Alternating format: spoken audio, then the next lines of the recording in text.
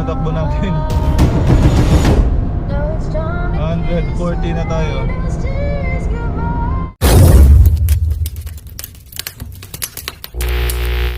Yan po ang Tamuntaka River, na pinakamalaking river dito sa Cotabato sa Mindanao. It connects the whole Mindanao. Lahat ng river ng Mindanao ay connected dyan. Tamuntaka, Rio Grande, ayan po. So we're leaving the Cotabato City. Palabas na po tayo. Nasa bandang Tamuntaka pa, Dato Odin Sinswat. Palabas na po tayo ng Cotabato City at parang may pesta dito ata. Haligilin.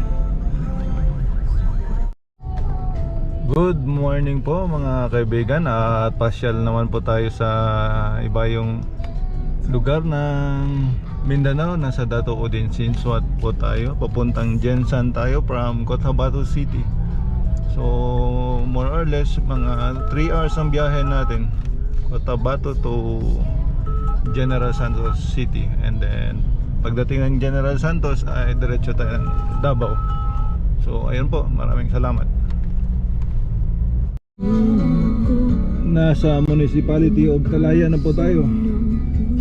So malapit-lapit na rin tayo sa Isulan, South Cotabato. Dato Unsay na tayo. Yeah, malabas na tayo ng Dato Unsay, Maguindanao. Nalimutan ko anong kasunod dito na probinsya. Dato Unsay.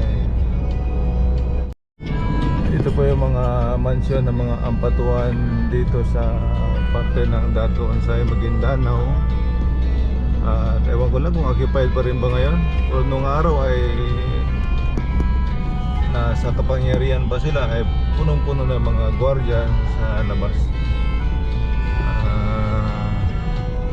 Nakamansyon sila, pero yung kanilang mga kapitbahay ay ganito po ang itsura.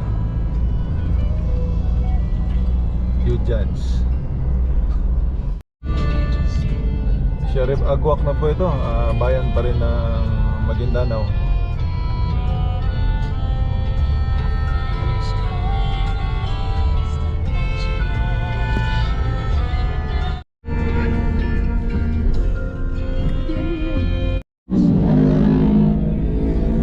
MTO3, Dato Abdullah Sangki Municipality. Parte pa rin tayo ng Maguindanao. Bagong Raptor, napakaganda. Around 2.5 na ata, bagong Raptor.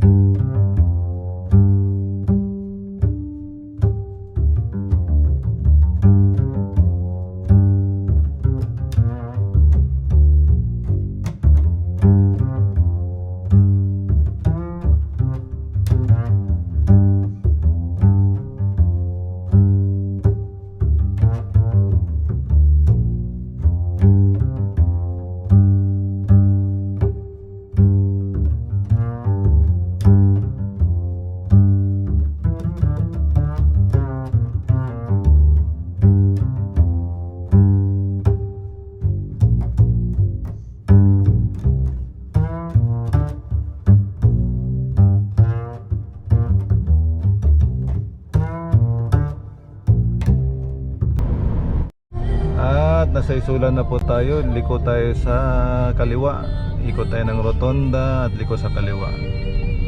Diyan, Isulan na po tayo. Isulan Sultan Kudarat. Ayan. Mga 1 oras at kalahati na lang para General Santos City. Very progressive na rin. Isulan.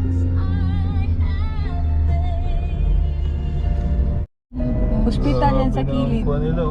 Hospital yan sa kilid. Yun yung green. Provincial capital. Yan. Develop ng Sultan Kudarat, Isulan.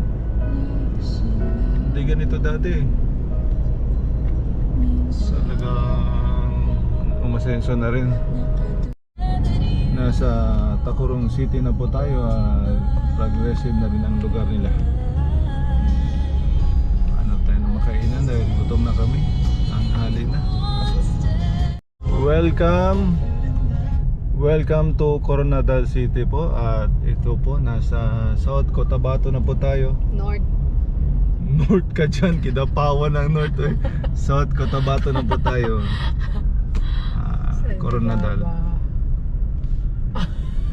Coronadal Marbel, otherwise known as Marbel. Jollibee. So, yan po mga kaibigan. Napakaganda, very progressive na rin. Nagsulputan ng mga establishment dito. Nasa Coronadal na po tayo at magbuko halo-halo muna tayo. Masarap dito sa may Apa-reha. So, saglit lang, merienda lang po tayo ha. Hindi pala mabunot ang susi pag hindi nakapark. So, magmerienda po muna tayo mga kaibigan. Apa-reha buko halo-halo. Maganda ang place nila. Ilen. Wow, ang sarap ng buko halo-halo nila oh. It's yummy. It's candy. Wow. May ice cream pa. Parang masarap nga. So, tapos na po kami magmerenda at proceed na po kami ng General Santos City. Going na po tayo ng General Santos City at napakaganda ng kalsada oh. Asphalted at malapad. Bayan na po tayo ng Pulumulok, South Cotabato at napakaganda, napakaraming pine trees oh. At tinabot tayo ng ulan. South Cotabato, ang Jensan. South Cotabato man ang Jensan. Ano na lang ang Pulumulok. Ayan oh. Indication na malamig ang area dahil maraming pine trees na nakahelera oh. Maganda. Nasa General Santos City na po tayo mga kaibigan at malalaman nyo na ito ay nasa Jensen na pag nadaanan nyo yung checkpoint na ito. General Santos City, welcome po. At dito sa kanan ay papuntang airport, pakaliwa ay pa Davao, diretso ay sa Jensen proper. So hanggang dito na lang po at maraming salamat sa pagsama ninyo sa biyaheng ito. Hanggang sa muling, maraming salamat. Paalam.